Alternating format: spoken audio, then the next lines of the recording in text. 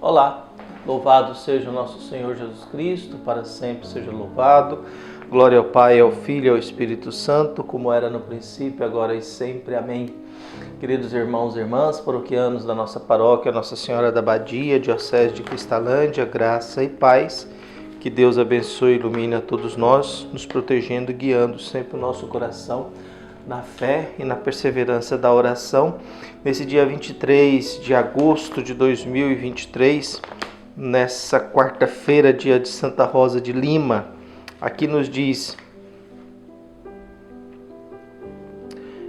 Isabel, que nasceu em 1586, morreu em 1617, apelidada de Rosa pela beleza de seu rosto, é a primeira santa do continente americano. Foi modelo de vida penitente e de oração contínua na simplicidade da vida laical. Inscrita na Terceira Ordem Dominicana, manteve sempre extraordinária serenidade em meio às provações dolorosas que acompanharam sua vida, imitando a Cristo pobre crucificado. Particularmente devota de Nossa Senhora, orou pelo crescimento da Igreja, especialmente entre os indígenas da América. Que ela possa interceder por cada um de nós. E o evangelho que nós temos é tirado de Mateus, capítulo 13, de 44 a 46. O Senhor esteja convosco, Ele está no meio de nós. Proclamação do Evangelho de Jesus Cristo segundo Mateus. Glória a vós, Senhor. Naquele tempo disse Jesus à multidão: O reino dos céus é como um tesouro escondido no campo. Um homem o encontra e o mantém escondido. Cheio de alegria, ele vai, vende todos os seus bens e compra aquele campo. O reino dos céus também é como um comprador que procura pérolas preciosas. Quando encontra uma pérola de grande valor, ele vai, vende todos os seus bens e compra aquela pérola. Palavra da salvação. Glória a vós, Senhor. Na carta de São Paulo aos Coríntios, nos diz: Irmãos, quem se gloria, glorie-se no Senhor, pois é aprovado só aquele que o Senhor recomenda e não aquele que se recomenda a si mesmo. Nós buscamos ser aprovados por Deus e a nossa glória, ela glória vem de revelação, né? A glorificação de Deus é a revelação de Deus. Ela vem como fruto da nossa fé e da nossa disposição em acolher a bênção de Deus, que Deus sempre procura fazer e sempre procura nos oferecer. É claro que nós vivemos num mundo complexo, num mundo com mais decisões, com mais estrutura, com mais coisas para a gente, com mais possibilidade de escolha.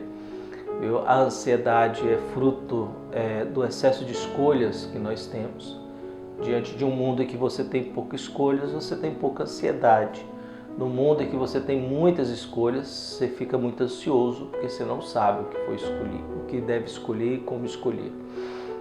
A gente escolhe 25 vezes mais do que a gente tinha a possibilidade de escolher na década de 80 do século passado. Estamos falando aí de 40, 50 anos. Então você tem muito mais possibilidade de escolha. E o fato de ter demais, a gente se torna ansioso, inseguro. Porque antigamente de 3 coisas você escolhia uma, você perdia 2. Agora você, no lugar de 300 coisas, você perde um, você escolhe um, você perde 299. Então a gente vive nesse mundo, nessa dificuldade, nesse mistério de escolhas aí. Mas a gente tem que buscar valores na vida. E a nossa fé, ela vai exigindo cada vez mais de nós também fazer escolhas. Dentro desse mundo que nós temos, diante daquilo que o Evangelho nos ensina, quais são as escolhas importantes que nós devemos fazer? O que devemos realizar e como devemos realizar? O que é preciso fazer para que a vida não se torne pequena, banal, insignificante? A gente busca essas experiências da vida. Por isso nós aqui nos encontramos na medida que vamos refletindo isso. O Evangelho, Jesus tem as parábolas do reino dos céus, reino de Deus. Mateus usa reino dos céus porque para um judeu não se pode falar o nome de Deus. Então ele usa o reino dos céus porque escreve para judeus que estavam dispersos. os outros evangelistas, para outros gregos, aí pode-se dizer. Então disse reino de Deus. Os estudiosos dizem que não seria reino a palavra, mas seria mais adequado a gente falar reinar de Deus, porque reino está ligado a um território, a um limite, a um lugar, e reinar não, reinar está dizendo a uma ação, uma atitude.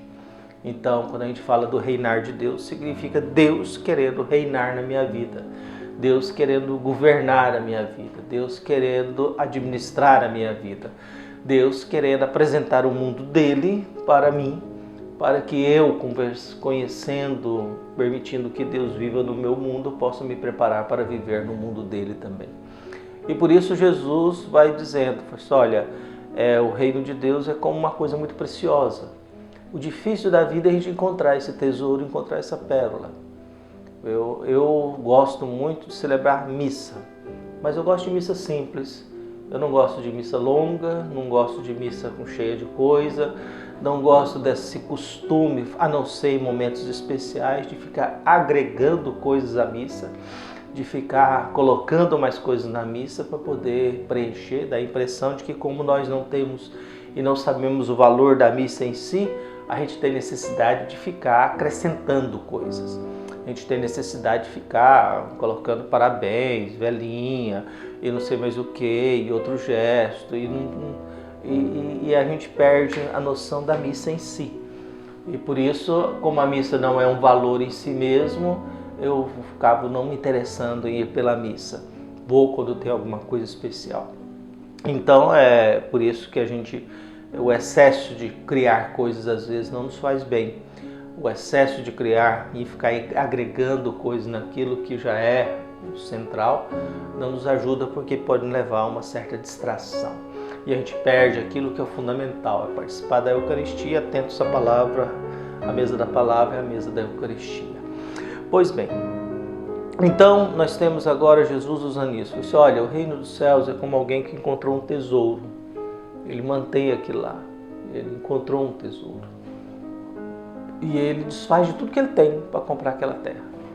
Esse fato e esse movimento de encontrar um valor e desfazer de tudo aquilo que eu tenho para comprar aquela terra, ou encontrou uma pérola e eu desfaço de tudo que eu tenho para comprar aquela pérola, significa que eu encontrei algo importante, algo de muito valor para mim.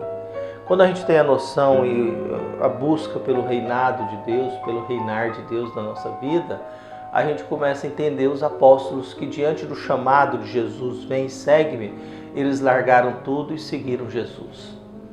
Mateus larga tudo e segue Jesus. Pedro, Tiago, André e João largam tudo e seguem Jesus. Os 12 largaram tudo e seguiram Jesus. Então esse ato da gente encontrar um tesouro, alguma coisa importante, nos dá coragem para esse movimento de que tudo que eu tenho não tem mais valor. De tudo aquilo que eu tenho não é mais importante.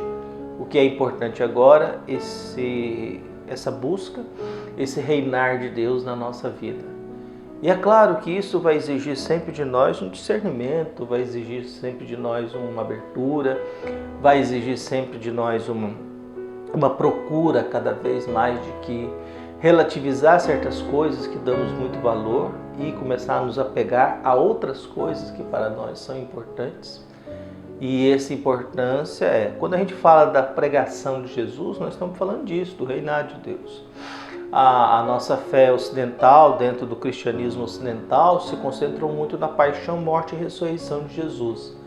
E a gente se apegou muito a isso, mas a gente não se apegou a entender e a rezar e perceber o que Jesus ensinava, de que Jesus falava, e o que ele transmitia para as pessoas. Jesus não pregou a cruz, vamos morrer na cruz, não pregou isso. O que Jesus pregava, literalmente, é o reinado de Deus. Jesus não pregava a si mesmo, Jesus pregava o mundo de Deus, as realidades de Deus, o perdão de Deus, a misericórdia de Deus, a salvação que Deus gostaria de oferecer para que a gente saísse do buraco, da miséria humana, da pobreza, viu? E também que a gente se convertesse, não se tornasse por causa da religião que nós temos donos de Deus, donos da verdade absoluta. Por isso, a prece que a gente faz acaba sendo assim, que a gente possa encontrar esse tesouro, que é o reinado de Deus.